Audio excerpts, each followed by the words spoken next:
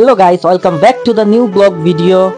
আজকে আমি আপনাদের নিয়ে যাব কিশোরগঞ্জের পাখুন্দিয়ার দক্ষিণ চট্টিকি গ্রামে। এখন এই দক্ষিণ চট্টিকি আমাদের পাখুন্দিয়ার মধ্যে নতুন পর্যটন কেন্দ্র হয়ে গেছে। জানি সকলে অনেক ব্যস্ততার মধ্যে থাকেন, তাও বলি যদি সময় পান তাহলে অবশ্যই ঘুরে দেখে আসবেন। অনেক অনেক অনেক ভালো লাগবে।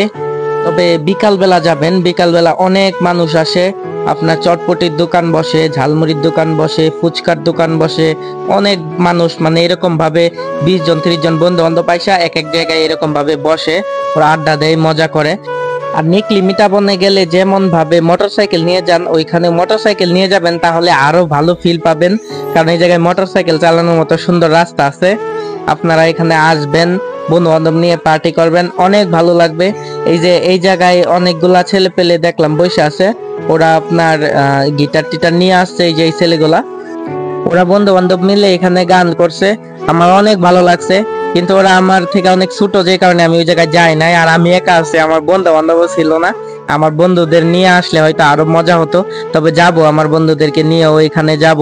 এখানে যারা আছে সবাই আপনার এরকম ভাবে মানে দল নিয়ে নিয়ে আসছে, 10 জন 12 জন করে এরকম একটা গ্রুপ করে করে আছে। এই যে এটা হচ্ছে রাস্তা, এটা দিয়ে আপনি ডাইরেক্ট মোটরসাইকেল নিয়ে একদম নদের পাড়ে চলে আসতে পারবেন। বিকালবেলার মনোমুগ্ধকর বাতাস আপনার খারাপ মনকেও হাসি খুশি করে তুলবে।